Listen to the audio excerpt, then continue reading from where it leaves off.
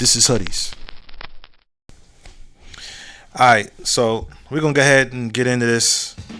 We're just gonna go ahead and just go into this thing. But first things first, welcome back to another dope session of Hoodies the podcast. I'm the host, the God Rashidi, coming at you live from the Skill Suite. Maybe not so live, but we coming at you. You know what I'm saying? We're coming at you, fam. Word up, take that with you. So yeah, let's get into it. Okay, so once again, I just want to reiterate some of the things I said in the last episode. I want to say again, happy belated Father's Day. Yes. Father's Day is every day, just like Mother's Day is every day. So Sunday being another day, happy belated Father's Day. You know, every day is Father's Day. So today, happy Father's Day, right? And I'm saying that because, if you look at the department stores and, all the, supermarkets and things of that nature, you see roses, balloons, and the whole nine for mothers, in honor of Mother's Day, right? And there's almost next to none when it comes to honoring fathers. You know what I'm saying? And well, first of all, it's nothing new. I've been noticed that, but because there's no fanfare about it much on TV, the idiot box, very minimal. You'll see something about barbecue grills and tools, which it's kind of open-ended because, you're going to get the barbecue grill to do what? Cook for the women. You're going to get the tools to fix and or build things, for the most part, for the satisfaction of the women. Not saying that that's bad, but my point is you don't see much of that when it comes to Mother's Day. You know what I'm saying? K Jewelers is getting involved. Jared is getting involved. Reed's, all these jewelry stores and edible arrangement stores, flowers, all these things, all this jewelry, all this stuff for mothers. Every kiss begins with K. Bullshit. You know what I'm saying? So there's not nearly a lot of, fanfare when it comes to fathers. None of these gifts, in turn, are of some benefit to the father in the household or the father, period. Whereas the barbecue grill, the tools, and all that, women still benefit from that. Y'all know what I'm talking about. So that's why I'm saying shout out to all the fathers. And to all the fathers, regardless of what your status is, if you was a father who's active or trying to be active, and at one point in your life you weren't as active as you should have been or could have been, salute y'all too, man. Took you long enough, but you're here. Congrats. Happy Father's Day to you too. You understand? And I'm saying that, the way I'm saying it, so that fathers don't get discouraged by how little attention we get for being fathers. I'm fortunate enough yesterday to have, people from my chess club who says, your mentorship has been, you've been like a father to these young men, whoop-de-whoop. So I'm fortunate enough to have received a lot of warm text messages, a lot of warm DMs and phone calls in reference to me being a father and a mentor and things of that nature. So with that, shout out to all the fathers, shout out to all the mentors, whether you teaching football, basketball, chess, tennis, whatever, frisbee, whatever, it don't matter. Shout out to all the fathers, mentors, and things like that. And don't let the lack of fanfare, the lack of balloons and flowers and this, that, and the third, just keep pushing and just realize that a lot of times being a father, just being a man, period, can be a thankless gig. So yeah, shout out to y'all. Right? And it's amazing because I do believe that if we saw more media and things like that, whether it's on TV, radio, whatever, YouTube, if there were more just more fanfare in regards to fathers, I think people would act accordingly. You'd be amazed at how much we move based off what the media says. You know what I'm saying? Because believe it or not, we are all influenced in some form or fashion by the media. The media a lot of times tells people what to think, which is why I oftentimes say that there's a war going on. And it's been going on since before I was born. There's a war going on out here, and the war, it's a civil war, in fact, and the war is between those who think and those who are told what to think, right? So if we ain't told to honor fathers, then and granted, I'm not saying everybody, falls into this, but if we are not told to honor fathers, then 9 times out of 10, a lot of folk won't do it. But if the media says Father's Day, and honor your fathers, then everybody would fall in line just as they do for mothers. You know what I'm saying? It's much like the whole East Coast, West Coast thing. The media is who told us that the beef, that there was a beef going on with the East Coast and the West Coast, right? That was not hip hop's shining moment. That was not our shining moment. Because none of us really came out and said, whoa, hold on. That's not what this is. In fact, we didn't say nothing, first of all. And not only did we not say nothing, we actually started to perpetuate it. But it was the media who really lit that fire. Via Vibe magazine and various other magazines. I don't think XXL was around then. And we all kind of just fed into this whole East Coast, West Coast thing. We just went along with it. They basically told us something. It wasn't true. And nobody actually came out and said anything. Not until, I believe, Biggie was murdered. That's when folks started coming out and saying, yo, it's not even like that. This is just between some individuals. You see what I'm saying? And I'm saying that to say that if we ain't careful, the media will manipulate our emotions. Well, they'll manipulate our POV, which will then affect our emotions, and we will become puppets to our emotions. That happened when Kyrie Irving was going through his thing. A lot of people with worker POVs, with worker mentalities, was right on. Kyrie Irving, he didn't do anything wrong when he posted or reposted or retweeted. It's called something else now. But when he reposted this whole thing, y'all know the book that he reposted on Twitter, and it caused them some money, a suspension, and so on and so forth. You know what I'm saying? When I, for one, wasn't with that. I didn't think that was cool. Now, a lot of people, he didn't do nothing. Yeah, he did. He did do something wrong. Okay? I tell people all the time, there are a different set of rules when you work in corporate America. And if you are enlightened, as Kyrie Irving claimed to be, okay, he claimed to be enlightened. And if he was so enlightened, then he would have known that that wasn't a good move. That's the problem with a lot of us. We put our thoughts and feelings out on Front Street and then feel some type of way when, especially if you work in corporate America, then the higher ups have an issue with it. Now we want to start yelling, yeah, we ain't do nothing wrong. And see, Malcolm and Martin, no, you can't do that. Malcolm didn't work in corporate America, so there were certain things that he could say that a lot of people in corporate America can't say. Not to mention, Malcolm had backing by the Nation of Islam.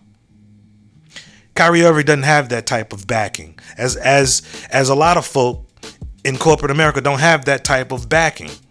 So if you are enlightened as you say that you are, one would think that you'd be more strategic. You'd move strategically, right?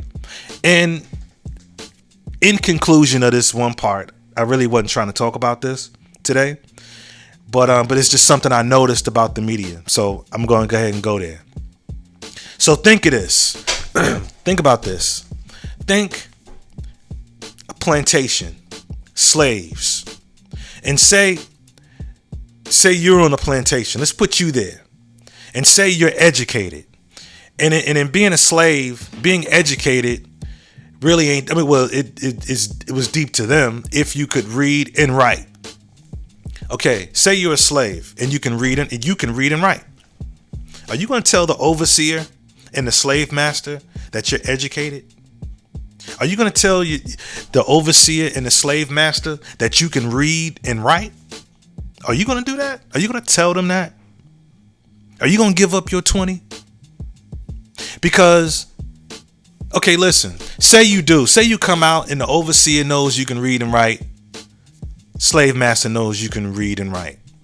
You will be isolated from the rest of the slaves and or sold off and or shit. You might be hanged or you may be whipped. But they cannot have you around other slaves because you might rub off on them.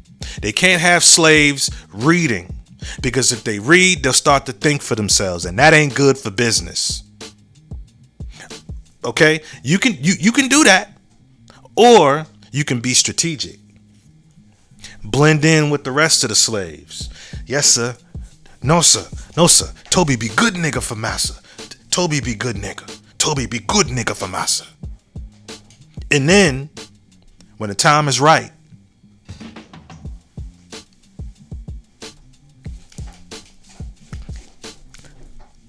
get free, start a life of your own, family of your own, freedom, the whole nine. Because that's called playing the game.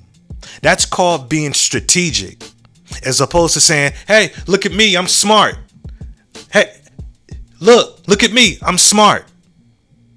Okay? Not everybody can be Malcolm. Sorry. That's the reality of it. And a lot of people who says that Kyrie Irving didn't do anything wrong are the same people who would dare tell the higher ups where they work how they really feel about some shit. They too would play the game. You understand? I think a lot of folk have a Jesus complex, and they figure Kyrie can do all of that because he got the money, this, that, and the third.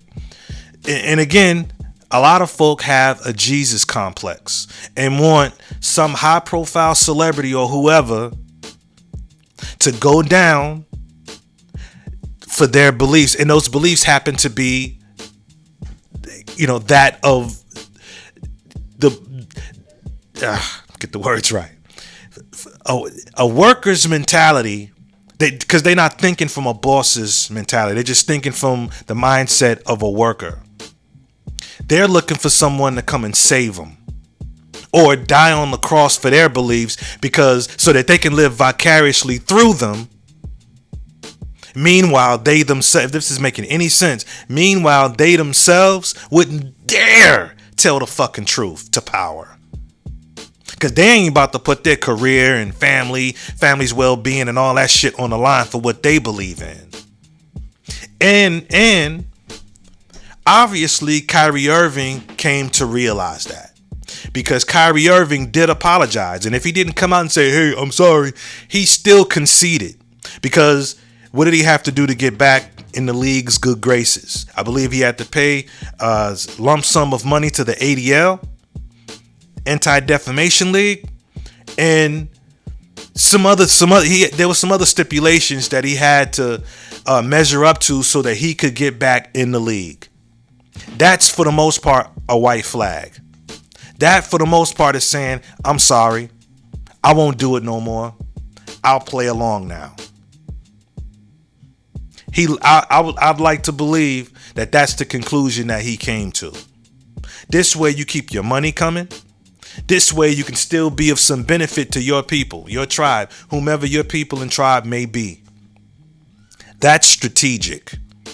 That is strategic. That's thinking with your mind and not from emotions. Because our emotions can lie to us. You understand what I'm saying? Word. So if you're not careful, we'll be puppets or slaves, if you will, to our emotions. So that's all I gotta say about that. Word up. So yeah, man. Shout out to the thinkers. Word. And so now I would like to talk about what I really came here to talk about today. And what I really came here to talk about today is I want to talk about the greats in sports, or the greats period, the greats, right? And some of you are not going to like this. I'm not even happy to even talk about it. Okay? I'm just going to put it out there. Deontay Wilder, retire. It's time to hang it up. It's time to go home. It's time to try something new. You understand what I'm saying? And while we're talking about Deontay Wilder, also want to say that I think it's bullshit that well, I guess his fiance, I think it's bullshit that now she's coming out saying that he's been abusive, mentally abusive, verbally abusive, whoop de whoop de whoop, now that he's on the downside of his career. I think that's just a little bit suspect to me. That's a little suspect. And it's not, it happens to a lot of successful brothers. When they're on the downside of their career, that's when all of a sudden they're abusers and this, that, and the third. So, yeah, man, I hope that works out. I mean, granted, now if he's guilty of such things, then y'all know what it is, that he deserves what he gets. But I find it to be a bit suspect that all of a sudden now, all of this stuff is coming out. So yeah, but my sentiments are still the same. Brother Wilder, it's time to let it go, man. Try something else. And I'm saying that because I'm a fan. Now I get that you aren't a pure boxer. You were late getting in the game, and that don't even matter because you've done some damage to some other boxers. You've knocked some folk out. You know what I'm saying? You've rode this wave, and I salute you for that. But you're taking a lot of punishment in the ring. We ain't gonna talk about the punishment you've taken from Tyson Fury in at least two out of the 3 fights. Yeah, you got a lot of heart, but we want to see you end up with a lot of brain. Pause. You know what I'm saying? Still having all your faculties later on in life. Let it go. Try something new, fam. Try movies. You know what I'm saying? You still got your shape and your physique. Try movies. Or maybe, I don't know, try the WWF. That not WWF, it's the WWE now. I'm showing my age. But try that. You know what I'm saying? That's all orchestrated. Maybe you could do better in that world. You got the body. You're still athletic. Personally, I think you need to hang it up. You've done well. Hang it up, brother. And see, that's the thing. That tends to be the problems when it comes to the greats, right?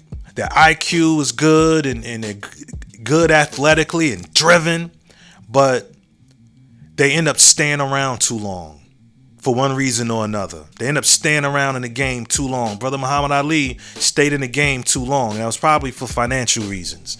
Roy Jones became, for the most part, a shell of himself in the latter part of his career. Brother Bernard Hopkins, same thing. The greats end up staying too long. You know what I'm saying? Ride off, man. Ride off into the sunset. Brother Adrian Broner. Adrian the Problem Broner. Now, I've rooted for Adrian Broner quite a few times.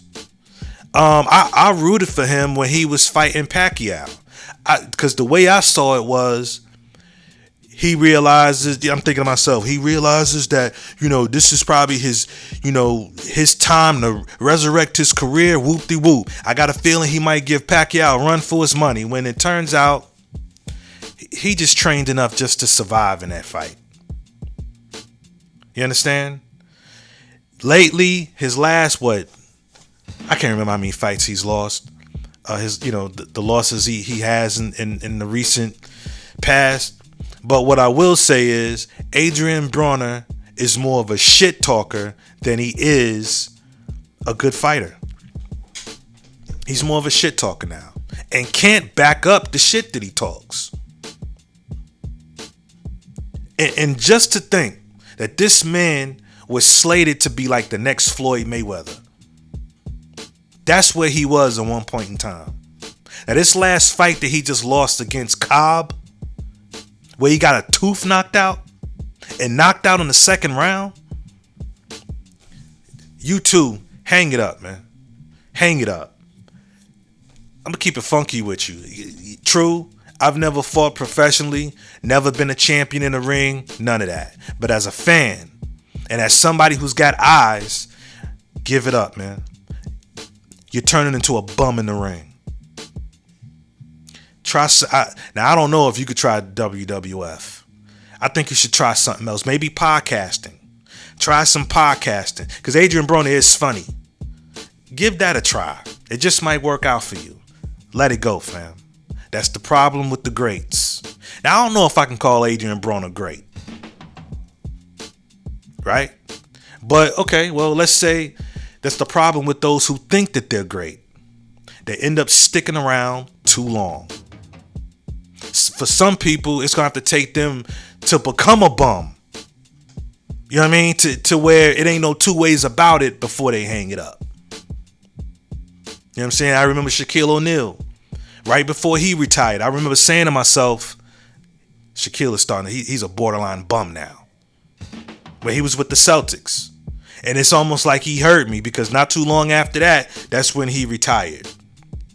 It was time to hang it up. And there's another person that I think should hang it up that I've been getting a lot of flack for.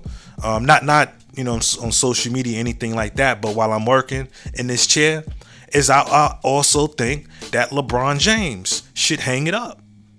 I noticed a change in LeBron's game before he even went to LA. I saw it in Cleveland.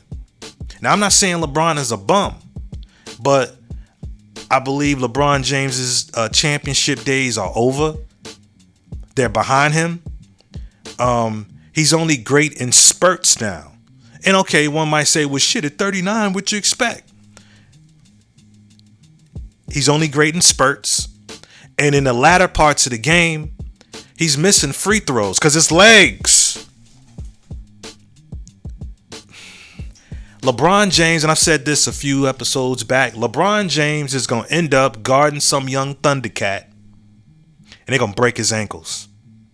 Being in shape at 39, 40 is totally different from being in shape at 24, 25. And because I am a LeBron James fan, yes, I'm a fan. I can say that. There's levels to fandom. I'm the fan that doesn't want to see a guy that he likes go out like that. I don't want to see it. I just don't want to see that. I don't want to see him go out like that. And if he's going to stay, I don't think LeBron James should be first option. Maybe second or third. I don't know if he's got that in him to do that. You understand what I'm saying? But again, that's the problem with the greats. They end up sticking around too long. And then, with this whole thing about, LeBron James wanting to stick around and be on the same court with his son Bronny, right? Okay, so as a father, I think that's pretty dope. I think it's dope. Be on the court with your son. But like I said, I believe LeBron James' championship days are over. And I don't think that he and his son are going to win anything. Keep in mind, I'm a LeBron fan. Okay? That's where all of this is coming from anyway. It's coming from a fan's perspective. And I don't want to see a guy that I respect, never been in no trouble, you know what I'm saying, no scandals with any other women. I'll say this. If LeBron James has been getting it on with other women, he been smart about it. You know what I'm saying? Maybe had them all sign a NDA or something like that. If he has been getting it on, he's been smart about it. I gotta give him that. If he is swerving, he's been smart. He's been smart. I salute you. You dig? But when the dust settles with him and his son playing, if that happens, when the dust settles, they're not going to win anything. It'll just be good for TV. which in turn will be good for ratings and this, that, and the third. It'd be good for the newspapers, good for the internet, social media, and things of that nature. But when the dust settles, and I'm not trying to be pessimistic, they're not going to win anything together unless you put together some star-studded squad. You know, and, excuse me. And I'm not saying because I think Bronny is a trash player. I mean, I've heard things here and there about his performance at the combine, his performance in college, and his performance in these workouts and things of that nature. I'm not even talking about that. You know what I'm saying? No college player comes in the league 100% ready for how the league is. It's a learning curve for everybody. So, yeah. That's what I mean. But me personally, I think LeBron James also should try something different. You know, try movies. You know, I don't know. You know, movies. He's producing shows. There's The Shop. Some of these documentaries you've seen his name on it. So, yeah, man, I think he'll be fine. You know, in his next endeavor, team ownership, whatever. So that's all I got to say about that. Malcolm X wasn't an athlete, of course, but he's one of our greats. You know what I'm saying? He was one of our greats, one of our shining knights. And as great as he was, Brother Minister Malcolm X ordered, you know, for security to not be at the door. And that's when folk got in because they weren't patted down and had firearms on them. And it was to his demise. So I don't know. I don't, now that I'm thinking about it, maybe Malcolm was just tired of, listen, it's got to be tiring to be getting death threats. To be staying in hotels using an alias, and even then your phone is still tapped. You're still getting phone calls. You know, so is your wife.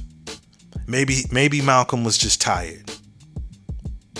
You know, all signs point toward that. But Brother Minister Malcolm may have survived that day in the Audubon ballroom had he had security there. So bringing his name up may have been a reach. It may have been a reach. Yeah. And so with that, I'm not even going to bring up Brother Martin. You understand what I'm saying? So I'll just leave it right there and just say that sometimes the greats, they stick around too long. And I, for one, don't want to see none of them. And there's another name I want to bring up, but I can't think of it now. But I, for one, I don't want to see these greats go out like that. I just don't want to see it.